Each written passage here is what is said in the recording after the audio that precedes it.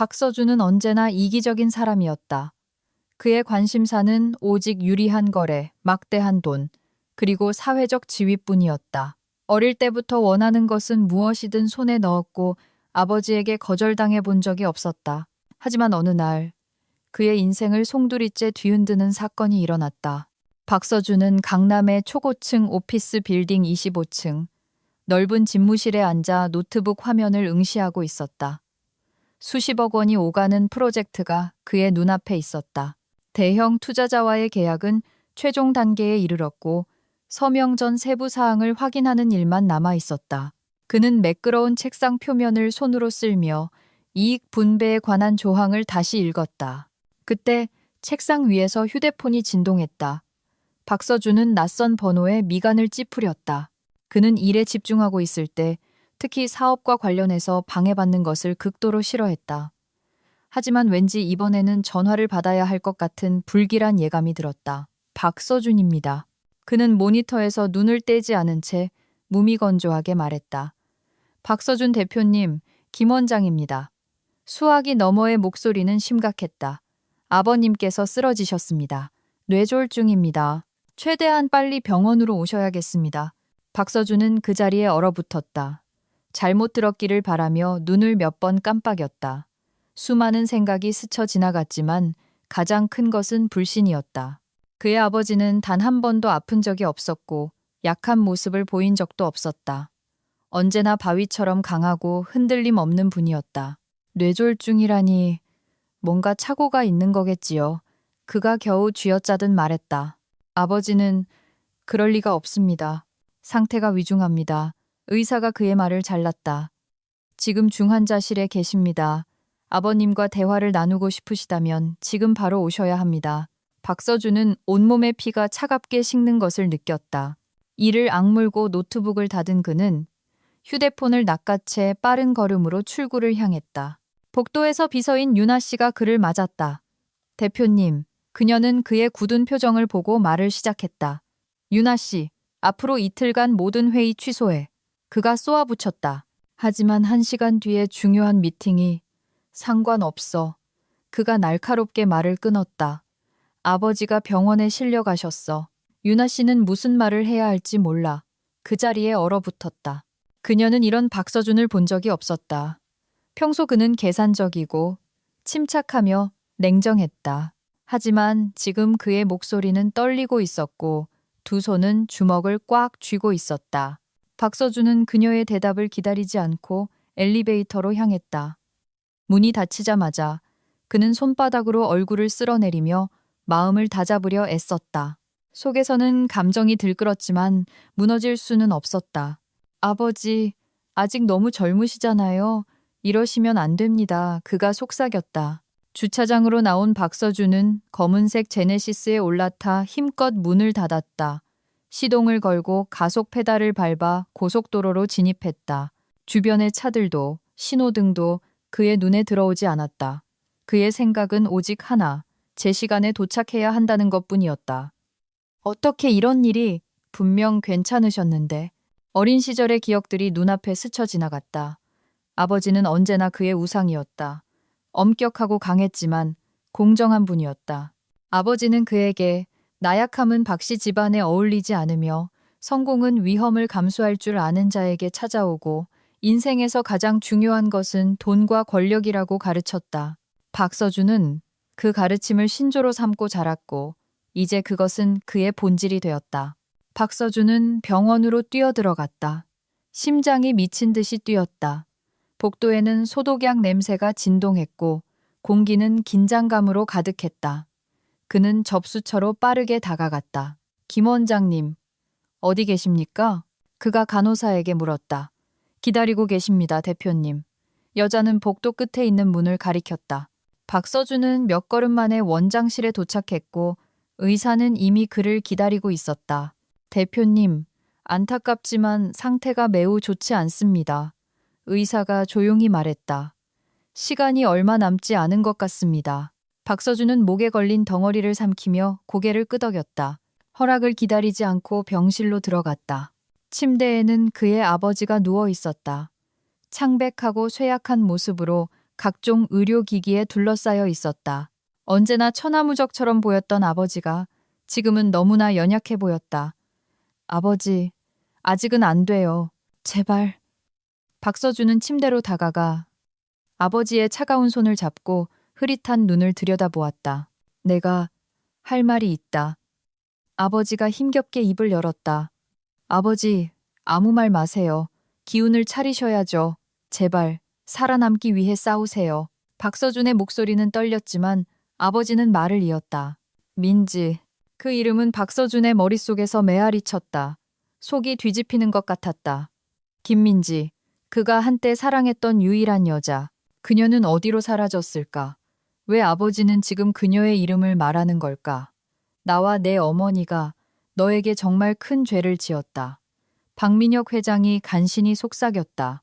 박서준은 순간 온몸이 굳었다. 무슨 말을 하는 거지? 무슨 죄를? 아버지, 그게 무슨 말씀이세요? 민지 씨랑 무슨 상관이죠? 뭔가 아시는 게 있나요?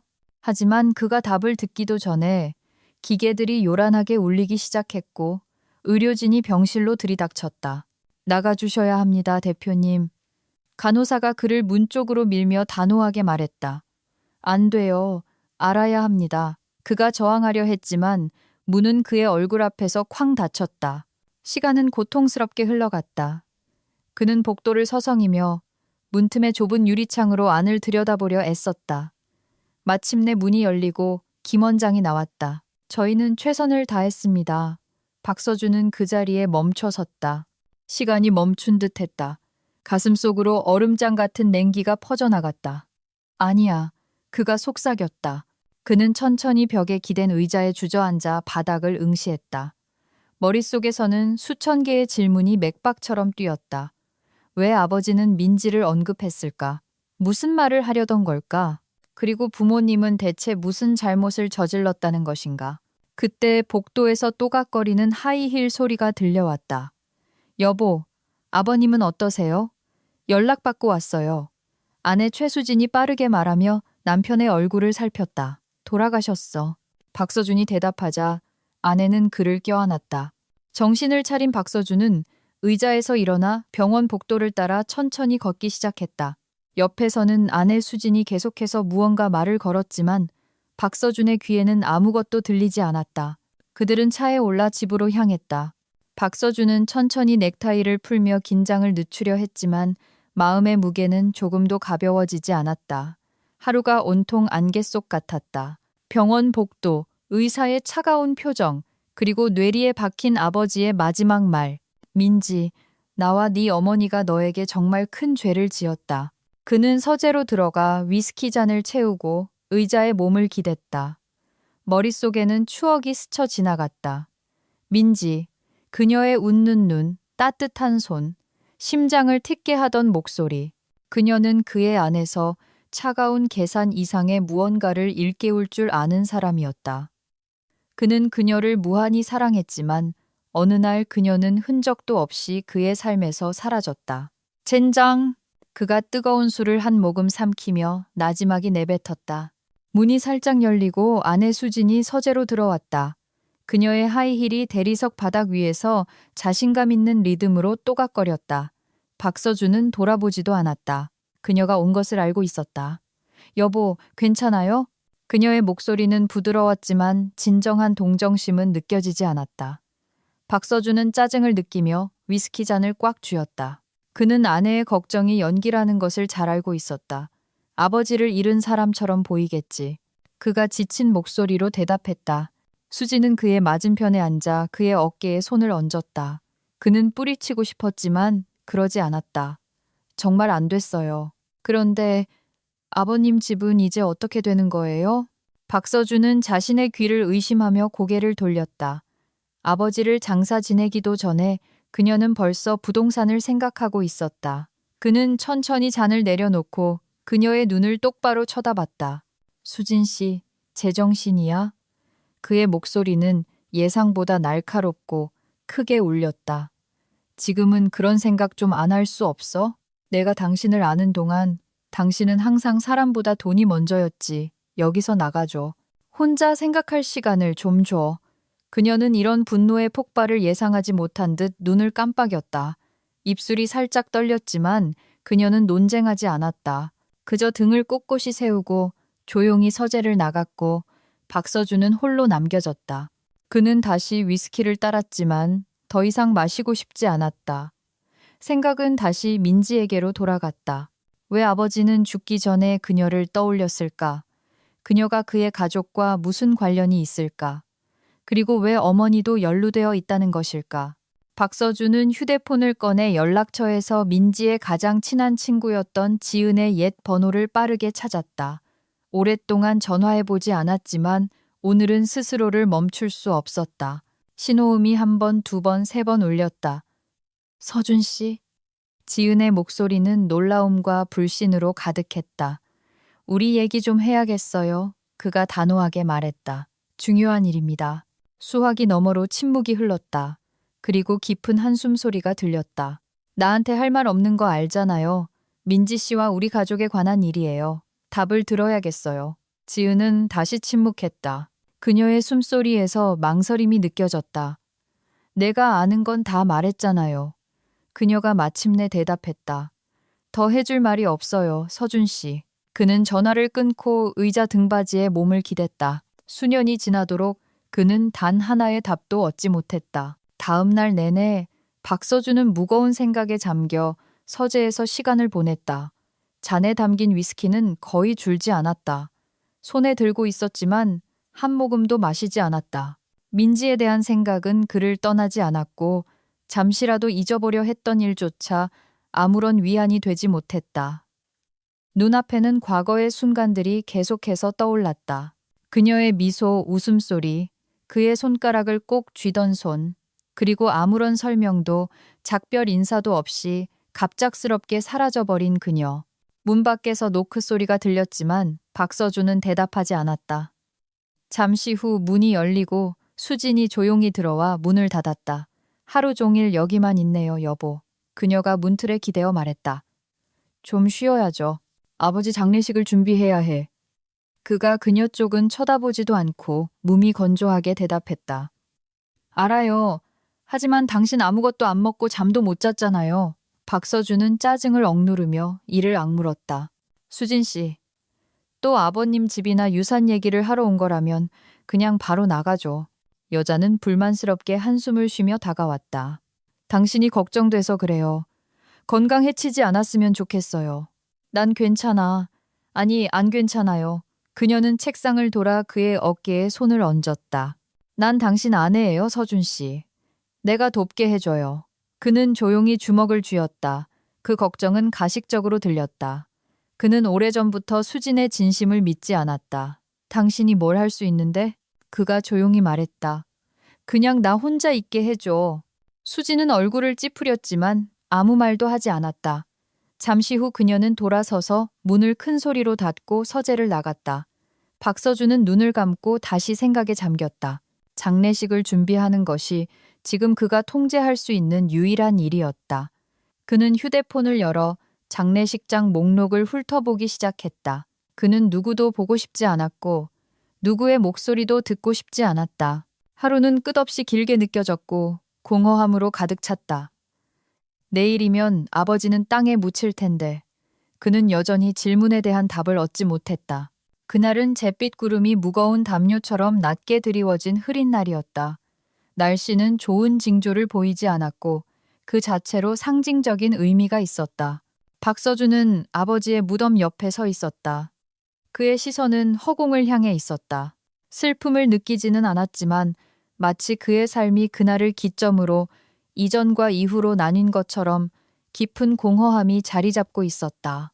그는 무슨 일이 일어났는지, 이제 무엇을 해야 할지, 앞으로 어떻게 살아야 할지 알 수 없다는 생각에서 벗어날 수 없었다. 변화에 대한 두려움이 그를 또 참했다. 아내 수진이 옆에 서서 그의 손을 꼭 잡고 있었지만 그녀의 눈빛은 차갑고 무심했다. 그녀는 박서준 자신보다 돈과 유산에 더 관심이 많았다. 그는 그녀의 부재를 느꼈다. 물리적으로는 곁에 있었지만 영혼은 함께하지 않는 것 같았다. 힘든 시간이었어. 그가 무슨 말을 더 해야 할지 몰라 조용히 말했다. 수지는 그를 쳐다봤다. 그녀의 눈에는 조급함이 가득했다. 원한다면 내가 몇 가지 일들을 도와줄 수 있어요. 그녀는 마치 아버지의 죽음이 아닌 어떤 사업 거래에 대해 이야기하는 것처럼 제안했다.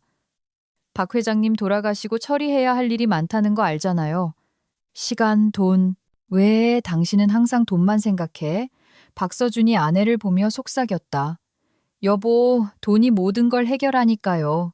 내 고집이 아니었다면 당신이 지금의 자리에 오를 수 있었을 것 같아요? 아버님 말씀 듣고 사업에 뛰어들라고 내가 얼마나 설득했는지 기억해봐요. 박서준은 그녀의 소나귀에서 벗어나고 싶은 충동을 간신히 참았다. 그녀의 차가운 말들이 날카로운 바늘처럼 그의 영혼을 찌르는 것 같았다. 그는 아직 상실의 고통을 제대로 느끼지도 못했는데 그녀는 벌써 이 모든 일에서 얻을 수 있는 이익을 계산하고 있었다. 친척들과 친구들은 조금 떨어진 곳에 서서 서로 속삭였다.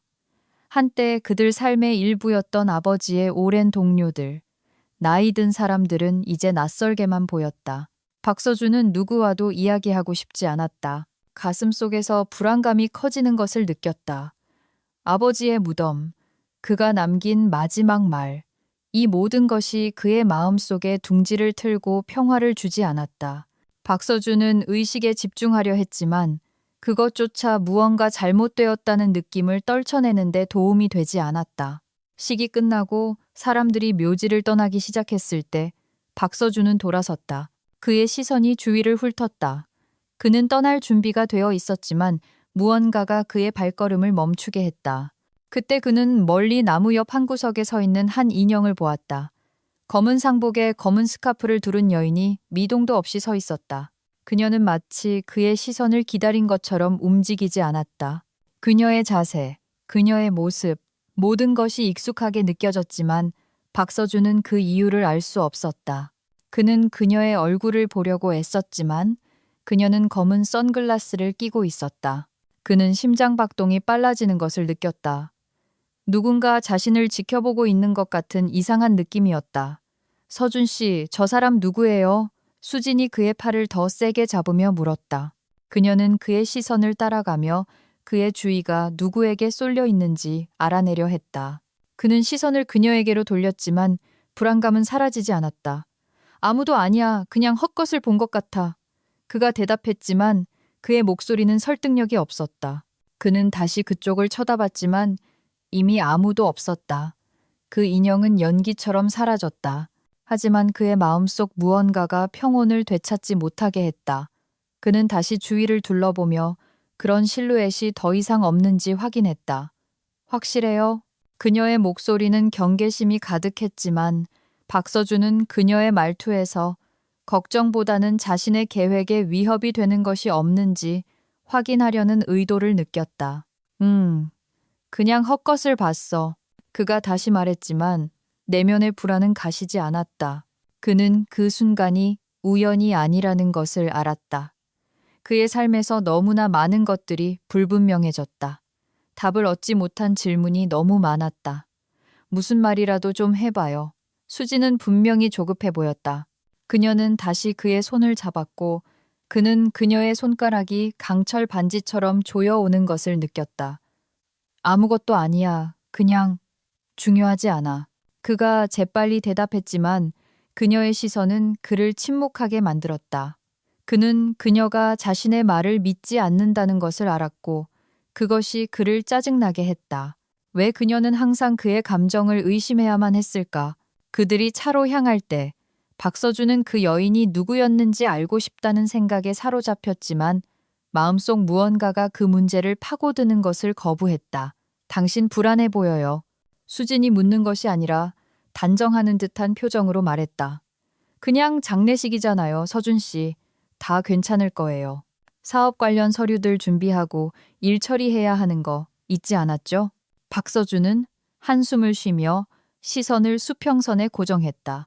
그는 그 여인에 대한 생각, 그녀의 조용한 존재에 대한 생각을 떨쳐낼 수 없었다. 하지만 그가 자신의 감정을 정리하려 할 때마다 수지는 곁에서 자신의 문제에 대한 관심을 요구했다. 네, 물론이죠. 그가 대답했지만 그의 목소리에는 숨길 수 없는 피로가 묻어 있었다. 시간이 흘렀다. 아버지를 잃은 슬픔은 조금씩 옅어졌지만 완전히 사라지지는 않았다. 박서준은 일, 회의, 업무에 몰두하려 했지만 고요한 밤이 되면 그의 생각은 어김없이 아버지가 그녀의 이름을 불렀던 그날로 돌아갔다. 그가 결코 잊지 못했던 여인, 김민지가 그의 의식 속에 확고히 자리 잡았다. 처음에는 그저 기억의 장난이라고 생각했지만 점차 그녀의 이미지가 더 자주 나타나기 시작했다. 때때로 그는 행인들의 얼굴을 유심히 살피며 그들 사이에서 바로 그 여인을 보게 되기를 바라는 자신을 발견했다. 그리고 밤에는 그녀가 그의 꿈에 나타났다. 어둠. 차가운 바람이 스쳐 지나가며 공기를 불안한 울음소리로 가득 채웠다. 박서준은 텅 빈 눈 덮인 들판 한가운데에 서 있었다. 주위에는 아무도 없었다. 그는 한 걸음 앞으로 나아갔고 갑자기 누군가의 속삭임을 들었다. 여성의 목소리, 간신히 들릴 듯 했지만 너무나도 익숙한 목소리였다. 서준 씨.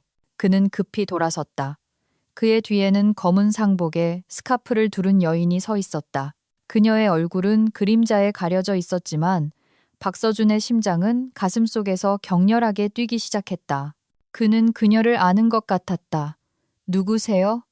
그가 물었지만 목소리가 떨렸다. 여인은 대답하지 않았다. 그녀는 한 걸음 더 가까이 다가왔다. 갑자기 그녀의 발밑 눈이 어두워졌고 박서준은 그것이 눈이 아니라 차갑고 죽은 땅이라는 것을 깨달았다. 왜? 날 잊었죠?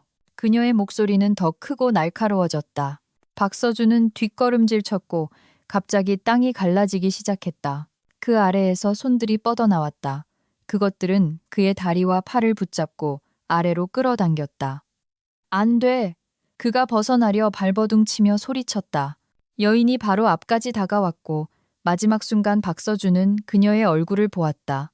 심장이 공포로 옥죄었다. 그녀였다. 그의 첫사랑이자 유일한 사랑. 그녀의 눈은 고통과 비난으로 가득 차 있었다. 민지.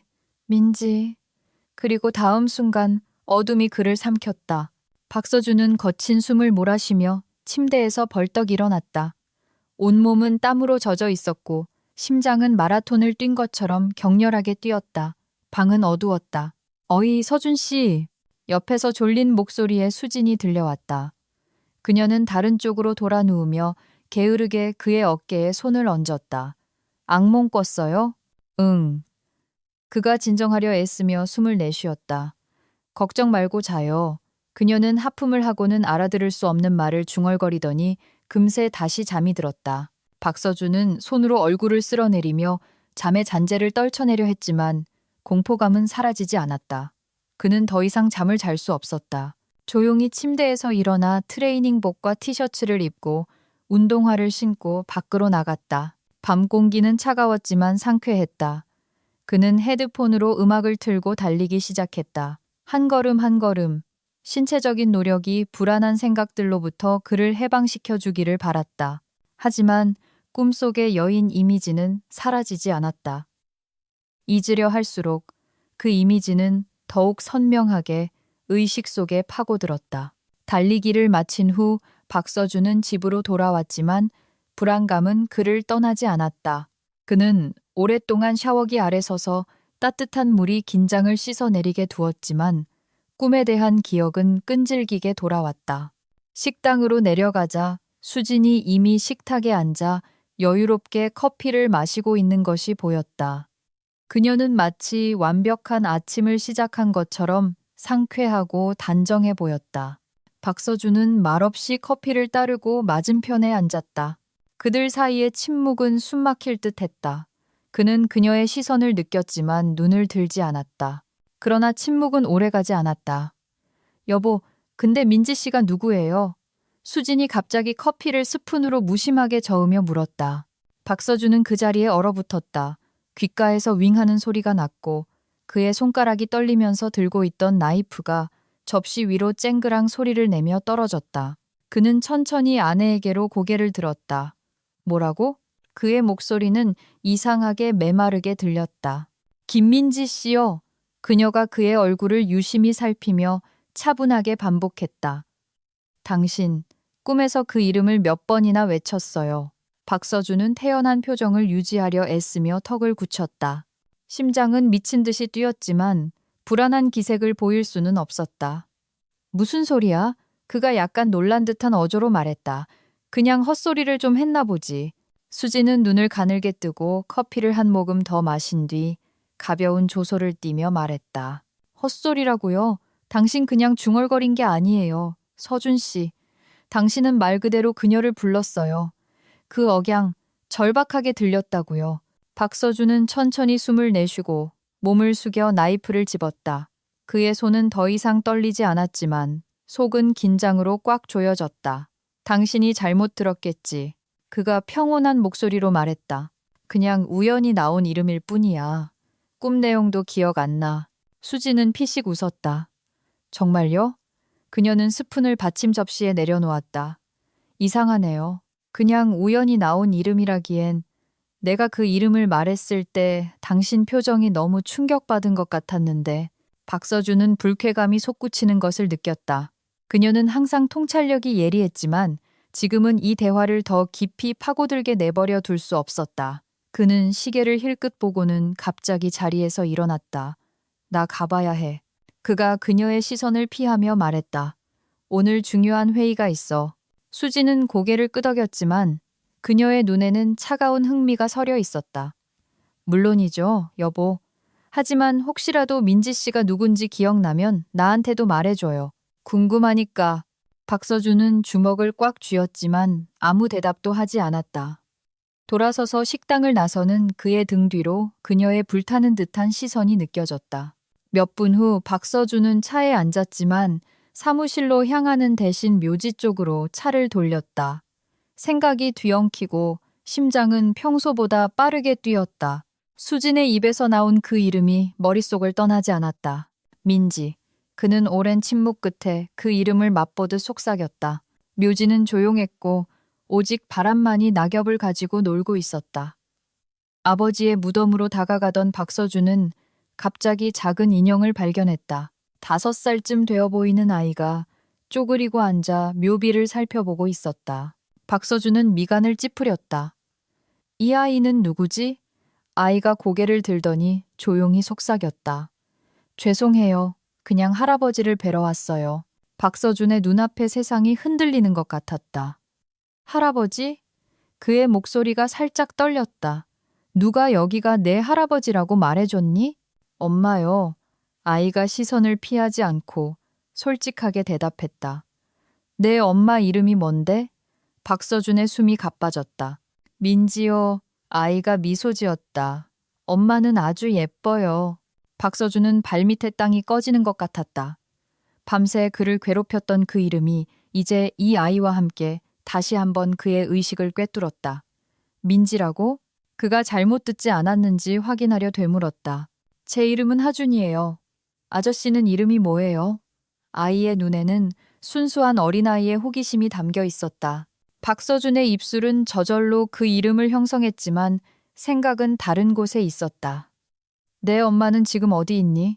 왜 혼자 묘지에 있는 거야? 엄마는 우리가 먹을 거 사려면 일을 많이 해야 해요. 아이는 눈을 내리깔았다. 엄마는 내가 또 여기 온 거 알면 안 돼요. 박서준은 목에 걸린 덩어리를 삼켰다. 그렇다면 아이는 전에도 여기에 왔었다. 얼마나 오랫동안? 몇 번이나 이 무덤 앞에 서서 그의 아버지와 대화를 나누었을까? 하준아, 내가 집까지 데려다 줄게. 그가 감정을 간신히 억누르며 제안했다. 하지만 엄마가 낯선 사람이랑 얘기하지 말라고 했어요. 아이는 잠시 생각하더니 덧붙였다. 근데 아저씨는 무서워 보이지 않아요. 아마 엄마도 아저씨를 무서워하지 않을 거예요. 박서준은 입꼬리를 살짝 올렸다. 나는 네 엄마의 오랜 친구야. 분명 나를 보면 반가워할 거야. 하준이는 그의 말을 의심하지 않고 고개를 끄덕였다. 그들은 묘지 출구로 이어지는 좁은 길을 따라 걷기 시작했다. 네, 아버지는 어디 계시니? 박서준이 조심스럽게 물었다. 아빠는 임무 수행 중에 돌아가셨어요. 하준이가 자랑스럽게 대답했다. 군인이셨어요. 그렇구나. 말이 목에 걸렸다. 박서준은 시선을 내리깔며 마음속에서 무언가가 고통스러운 추측으로 조여오는 것을 느꼈다. 하준아, 넌 몇 살이니? 곧 5살 돼요. 아이가 박서준의 표정 변화를 눈치채지 못한 채 미소 지었다. 5년. 세상은 다시 한번 수수께끼를 던졌다. 단순하지만 충격적인 진실이 깨달음으로 다가왔다. 하준이는 그의 아들이었다. 하지만 왜 민지는 아무 말도 하지 않았을까? 왜 그의 아이를 숨겼을까? 박서준이 하준이를 집까지 데려다 주자 아이는 입구에서 멈춰서서 망설이며 그를 쳐다보았다. 아저씨는 그냥 가시는 게 좋겠어요. 하준이가 조용히 말했다. 엄마가 내가 또 거기 갔던 걸 알면 안 돼요. 하지만 박서준은 이미 결심을 굳혔다. 그는 진실을 알지 못한 채 그냥 돌아설 수 없었다. 그때 마당으로 한 여인이 나타났다. 그녀는 놀라움과 경계심으로 박서준을 바라보았다. 지은 씨. 박서준의 목소리가 떨렸다. 민지 씨 어디 있는지 모른다고 했잖아요. 지은은 한숨을 쉬며 팔짱을 꼈다. 서준 씨, 이건 당신 잘못이에요. 난 두 사람 일에 끼어들고 싶지 않아요. 민지 씨한테 연락 달라고 전해주세요. 그는 그녀에게 자신의 명함을 건넸다. 우리 할 얘기가 있어요. 지은은 망설였지만 결국 명함을 받아 주머니에 넣었다. 그 순간 그녀는 하준이를 보고 미간을 찌푸렸다. 하준아, 엄마가 낯선 사람이랑 얘기하지 말라고 했지? 그녀가 엄하게 물었다. 아이는 안절부절 못했지만 용기를 내어 대답했다. 지은 이모, 이모까지 화내지 마세요. 이 아저씨는 박서준이에요. 엄마의 오랜 친구래요. 지은은 순간 얼어붙었지만 이내 부드럽게 하준이의 손을 잡았다. 우리 이제 집에 가야지, 하준아. 가자. 그녀는 박서준에게 작별 인사를 하듯 고개를 까딱하고는 아이와 함께 현관 안으로 사라졌다. 박서준은 문이 닫히는 것을 보며 그 자리에 서 있었다. 그는 깊은 숨을 내쉬고 자신의 차가 있는 묘지 쪽으로 걸어갔다. 이 대화가 훨씬 더 중요한 무언가의 시작일 뿐이라는 것을 느끼면서 차에 도착해 운전석에 앉았지만 바로 시동을 걸지는 않았다. 머릿속은 혼돈 그 자체였다. 그는 손으로 얼굴을 쓸어내리며 생각을 정리하려 애썼다. 하준이 아이는 거의 5살. 계산해보면. 그는 거친 숨을 내뱉었다. 모든 것이 맞아떨어졌다. 민지가 사라졌을 때 그녀는 이미 임신했을 가능성이 있었다. 젠장. 그가 운전대를 주먹으로 내리치며 중얼거렸다. 그는 동시에 공허함과 분노를 느꼈다. 왜 민지는 아무 말도 하지 않았을까? 왜 그 사실을 그에게 숨겼을까?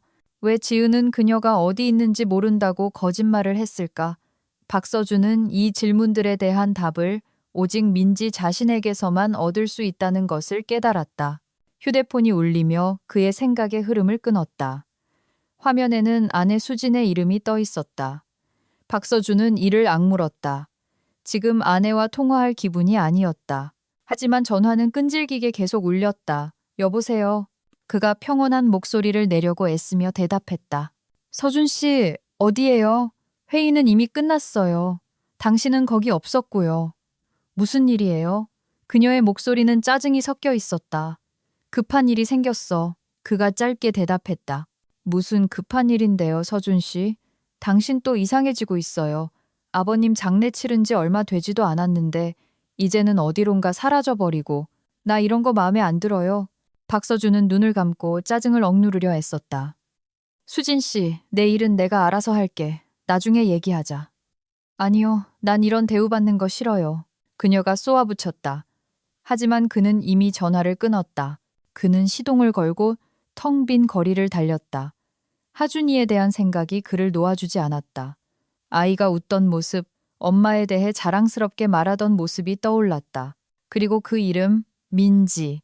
그 이름은 고통스러운 파도처럼 그의 기억을 꿰뚫고 지나갔다. 집으로 가는 길에 그는 차마 안으로 들어갈 용기가 나지 않아 몇 번이나 집을 지나쳤다. 머릿속에는 추억이 맴돌았다. 민지와의 만남, 그녀의 웃음, 사랑으로 가득 찼던 그녀의 눈. 마침내 그는 주차를 하고 차에서 내려 집으로 향했다. 거실에는 불이 켜져 있었다. 수진이 와인잔을 손에 들고 소파에 앉아 그를 기다리고 있었다. 꼴이 말이 아니네요. 그녀가 그를 훑어보며 말했다. 무슨 일 있었어요? 박서준은 말없이 재킷을 벗어 의자 등받이에 걸쳤다. 그는 이 문제를 그녀와 논의하고 싶지 않았다. 지금은 아니야. 그냥 피곤해. 그가 대답했다. 서준 씨, 그런 싸구려 변명은 집어치워요. 당신 뭔가에 시달리고 있는 거 다 보여요. 오늘 저녁도 안 먹었잖아요. 그는 한숨을 쉬고 맞은편에 앉아 관자놀이를 문질렀다. 수진 씨, 나 정말 지금은 이 얘기하고 싶지 않아. 아버님 때문이에요. 아니면 그녀는 그의 반응을 살피며 잠시 말을 멈췄다. 아니면 당신이 꿈에서 외치던 그 여자 때문인가요? 박서준은 고개를 번쩍 들었다. 또 그 얘기야? 네, 또 그 얘기예요. 서준 씨, 김민지 씨가 누구죠? 수진이 고개를 옆으로 기울이며 그의 얼굴을 유심히 살폈다. 그는 만약 진실을 말한다면 이 밤이 끝없는 신문으로 변할 것이라는 것을 알았다. 하지만 거짓말을 하고 싶지는 않았다. 그 사람은 그는 말을 고르며 잠시 멈췄다. 과거의 사람이야.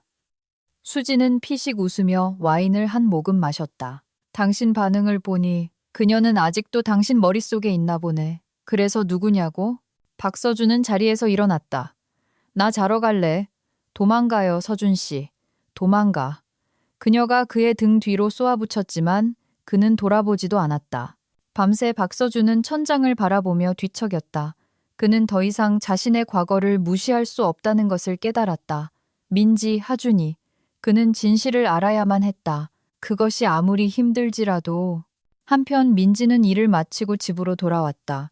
집에서는 친구 지은이 이미 아들을 재워놓고 그녀를 기다리고 있었다.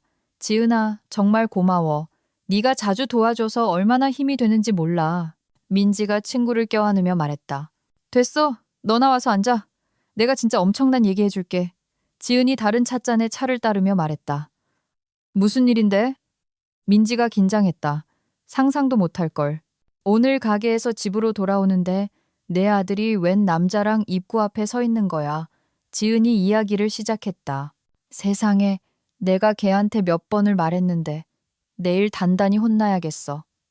민지가 분개했다. 근데 그게 다가 아니야. 그 남자. 지은은 박서준의 명함을 꺼내 민지 앞에 놓았다. 이 명함을 주면서 너한테 전화해달라고 부탁했어. 말도 안 돼. 민지는 두 손으로 머리를 감쌌다. 이 넓은 서울에서 어떻게 딱 마주칠 수가 있지? 내 아들, 또 묘지에 갔었나 봐. 친구가 경고했다. 거기서 만났대. 왜 나만 맨날 이런 곤란한 일에 휘말리는 걸까? 민지가 말했다. 이봐, 네가 아들에게 할아버지 무덤이 어디 있는지 보여주기로 결정한 거잖아? 그건 실수였어. 나도 모르게 말이 나와버렸어. 민지가 변명하기 시작했다. 그래도 이제 너 자신에게 솔직해진 거잖아. 친구가 그녀의 어깨를 손으로 두드리며 지지했다.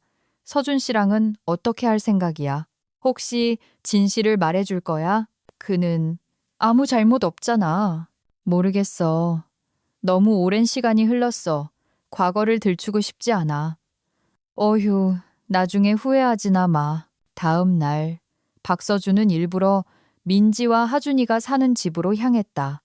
그는 일어난 일에 대해 생각하는 것을 멈출 수 없었다. 그의 영혼은 아들을 만난 기쁨과 그 존재를 수년 동안 몰랐다는 슬픔이라는 상반된 감정으로 갈기갈기 찢겨 있었다. 박서준이 마당에 차를 세웠을 때 하준이는 친구들과 축구를 하고 있었다. 차를 보자마자 아이는 환하게 웃으며 박서준에게 달려왔다. 박서준 아저씨, 오셨네요? 그가 외쳤다. 박서준은 미소를 지으며 고개를 끄덕이고 아이 옆 벤치에 앉았다. 우리가 또 만날 거라고 약속했잖아, 하준아. 오늘 하루 어땠어? 최고였어요. 애들이랑 축구하고 지은 이모한테 코코아 만들어 달라고 하려 했는데 이모가 볼일 보러 나간 걸 깜빡했어요. 하준이는 살짝 미간을 찌푸리더니 다시 환하게 웃었다. 아저씨, 차 드실래요? 박서준은 피식 웃었다. 하준아, 내 엄마가 나를 너희 집에 들이는 걸 좋아할지 모르겠는데 하지만 엄마 돌아오기 전에 부엌에서 차 마시면 되잖아요. 아이가 손뼉을 치며 제안했다. 박서준은 잠시 고민했지만 하준이는 이미 그의 손을 잡아 버디에스 쪽으로 끌고 있었다. 아파트 안에 들어서자 그는 주위를 둘러보았다. 모든 것이 소박했지만 아늑했다.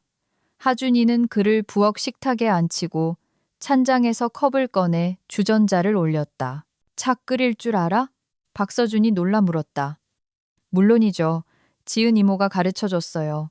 엄마는 자주 늦게까지 일해서 저 혼자서도 잘해요. 하준이가 자랑스럽게 미소 지었다. 박서준은 가슴속에서 무언가 뭉클해지는 것을 느꼈다. 그의 아들은 그 없이 살아가고 성장하며 스스로를 돌보고 있었다. 그는 아이에 대한 자랑스러움을 느껴야 할지 자신에 대한 수치심을 느껴야 할지 알 수 없었다. 그때 현관에서 문 열리는 소리가 들렸다. 민지가 집에 돌아온 것이다. 부엌에서 들려오는 낯익은 목소리에 그녀는 그 자리에 얼어붙었고 심장이 더 빨리 뛰는 것을 느꼈다. 복도를 따라 천천히 움직이며 그녀는 헛것을 본 것이 아니기를 바랐다. 엄마! 하준이가 달려가 그녀를 껴안으며 외쳤다. 민지는 아들을 껴안았지만 시선은 박서준에게서 떼지 못했다. 그녀의 입술이 떨렸다. 하준아, 왜 낯선 사람을 집에 들였어? 그녀가 박서준에게서 눈을 떼지 않고 엄하게 물었다. 하지만 박서준 아저씨는 엄마의 오랜 친구라고 했어요. 아이가 즐겁게 말했다. 보세요. 아저씨가 차 마실 때 먹으라고 케이크도 사왔어요. 민지는 시선을 식탁으로 옮겼다. 그녀의 손가락이 떨렸다. 얘야, 내 방에 가 있어. 박서준 아저씨랑 할 얘기가 있어. 하준이는 순순히 자리를 떴다. 민지는 창가로 다가가 팔짱을 꼈다. 여기 왜 왔어요? 그녀의 목소리는 차가웠지만 눈에서는 감정의 폭풍이 휘몰아치고 있었다. 모든 진실을 알고 싶어. 박서준은 일어나 천천히 그녀에게 다가갔다. 세상에, 서준 씨, 무슨 진실이요? 그녀는 입술을 깨물었지만 방어 태세를 풀지 않았다. 하준이는 내 아들이야. 무슨 근거로 그런 말을 하죠? 민지는 초조하게 셔츠 소매를 만지작거리기 시작했다. 아이가 내 아버지 무덤에 있었어.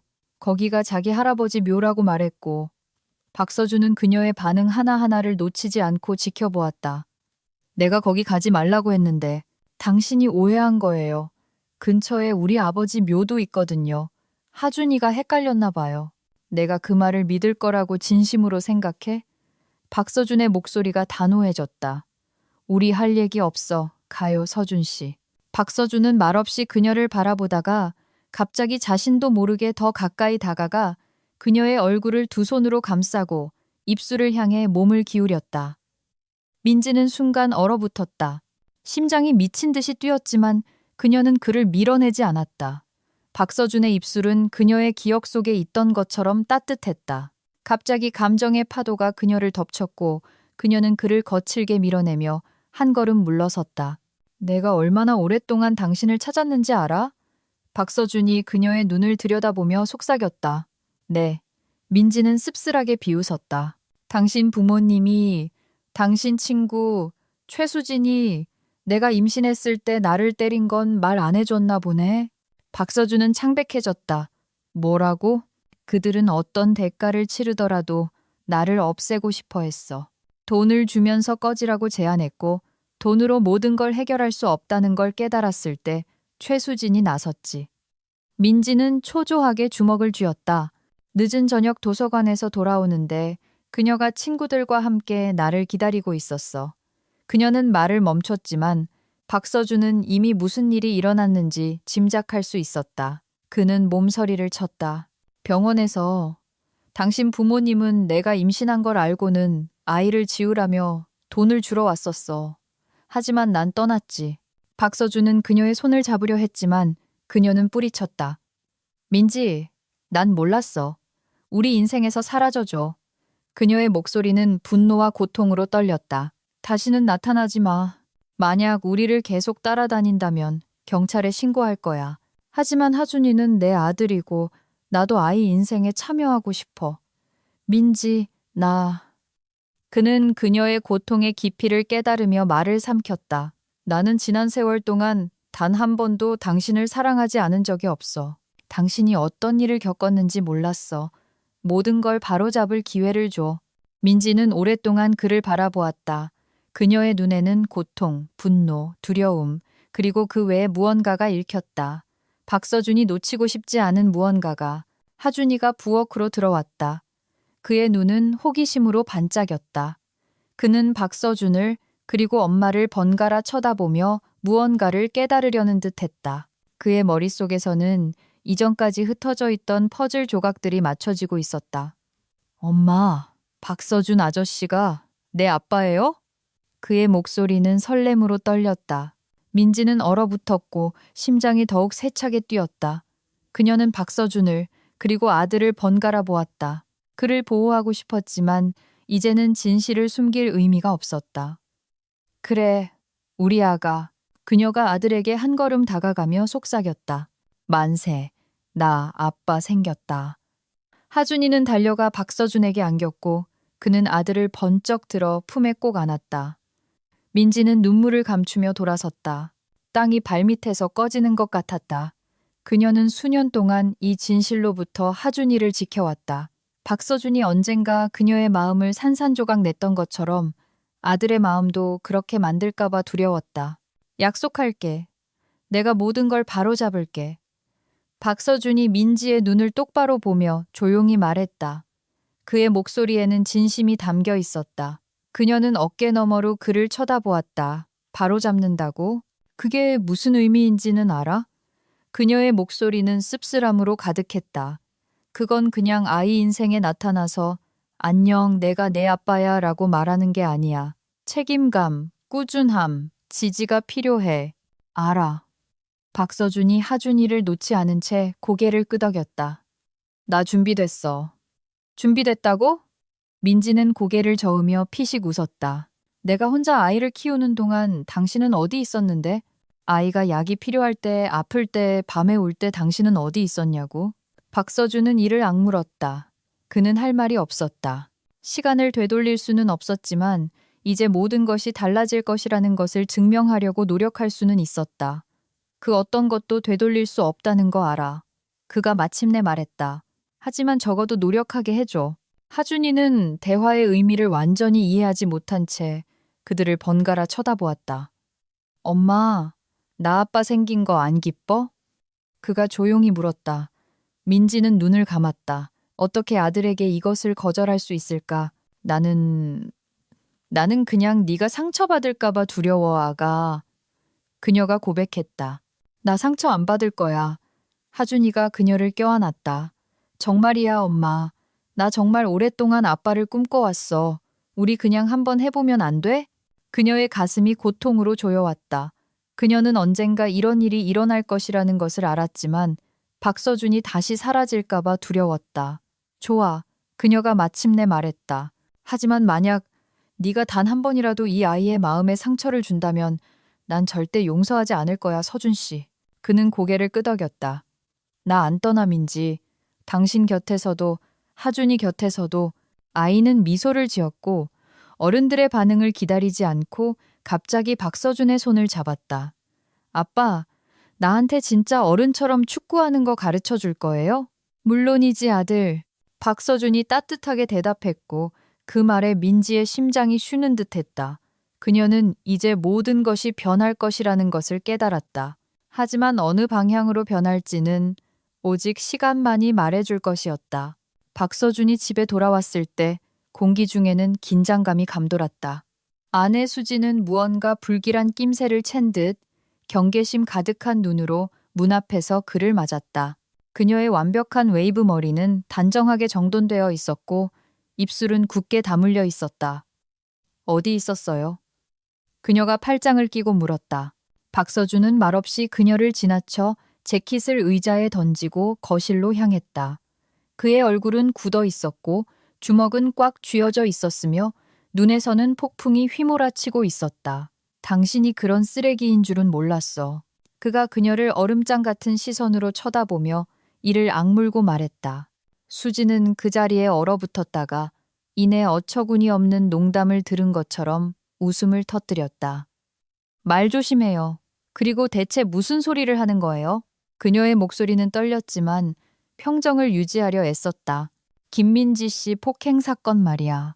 그는 분노를 억누르려 애쓰며 위스키 잔을 꽉 쥐었다. 그때 당신은 나한테 너무 집착해서 내가 사랑했던 여자를 파괴하기로 결심했던 건가? 수지는 얼굴을 찌푸렸다. 그녀의 눈이 분노로 타올랐다. 내가 하지도 않은 일로 날 비난하지 마. 그녀는 그에게 달려들었다. 그녀의 하이힐이 대리석 바닥을 또각거렸다. 누가 그런 말을 했어요? 그 거짓말쟁이 계집애가? 당신 그의 말을 믿는 거야? 걔는 지금 당신을 조종하고 있는 거라고. 그만해. 박서준이 고함쳤다. 그의 목소리가 벽에 부딪혀 메아리 쳤다. 내가 당신이 어떤 사람인지 모를 것 같아?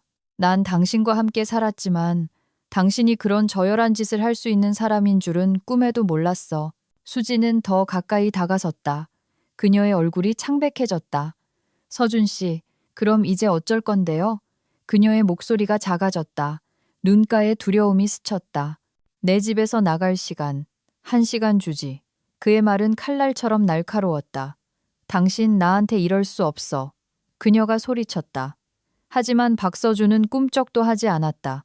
그는 테이블에서 위스키 잔을 집어 벽에 힘껏 던져버렸다. 유리가 수백 개의 조각으로 흩어지자 수지는 움찔했다. 당장 여기서 꺼져. 꼴도 보기 싫어. 그의 목소리는 감정이 격해져 더욱 커졌다. 그녀는 한 걸음 물러섰다. 후회하게 될 거야. 그녀는 돌아서서 방을 뛰쳐나가기 전에 속삭였다. 박서준은 거친 숨을 몰아쉬며 서 있었다. 주위의 모든 것을 부수고 싶었지만 마침내 올바른 선택을 했다는 것을 알았다. 최수진은 더 이상 그의 삶을 망치지 않을 것이다. 이제 모든 것이 변할 것이다. 그는 창가로 다가가 거리를 내려다보았다. 머릿속에는 곧 있을 이사에 대한 생각, 민지와 하준이가 이 집으로 이사 오면 삶이 어떻게 변할지에 대한 생각이 맴돌았다. 그는 한숨을 쉬고 아들 방을 둘러보며 방이 어떤 모습일지 상상하려 애썼다. 모든 걸 세세하게 계획해야 해. 그는 방을 둘러보며 생각했다. 그의 집에는 넓고 밝은 방이 하나 있었다. 박서준은 아이가 안전하고 편안함을 느낄 수 있는 개인적인 공간을 갖는 것이 중요하다고 항상 생각해왔다. 그는 방 한가운데 서서 이 순간 유난히 크게 느껴지는 정적에 귀를 기울였다. 그의 시선은 구석에 있는 낡은 나무 책상에 멈췄다. 한때는 자신이 앉았던 책상, 이제는 그의 아들이 앉게 될 책상이었다. 박서준은 무엇을 남기고 무엇을 바꿀지 고민했다. 저녁이 되자 아들의 이사를 위해 벽을 새로 칠하고 아이 방을 준비하기 위해 인부들이 도착했다. 작업은 활기차게 진행되었다. 그에게는 시간이 느리게 흐르는 것 같았다. 인부들이 벽을 칠하는 동안 박서준은 잠시 일하기 위해 서재로 돌아왔다. 몇 시간 후 그는 작업을 확인했다. 다음 날 그는 모든 것을 점검하기 위해 다시 아이 방으로 들어갔다. 그는 무릎을 꿇고 방에 깔기 위해 산 카펫이 어떻게 보일지 생각했다. 직물은 부드럽고 따뜻했으며 색상은 공간을 압도하지 않도록 은은했다.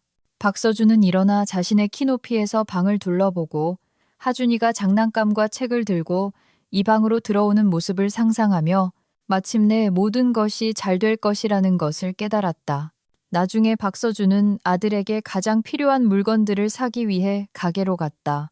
그는 쇼핑센터를 오랫동안 돌아다니며 최고의 물건들을 골랐다. 몇 시간 후 그는 가게에서 밝으면서도 부드러운 새 램프를 가져왔다. 그리고 방을 더 즐겁게 보이게 하기 위해 동물 모양의 귀여운 쿠션 몇 개를 추가했다. 곧 모든 것이 준비되었다. 밝은 색조로 막 칠해진 벽은 이제 그림들로 장식되었다.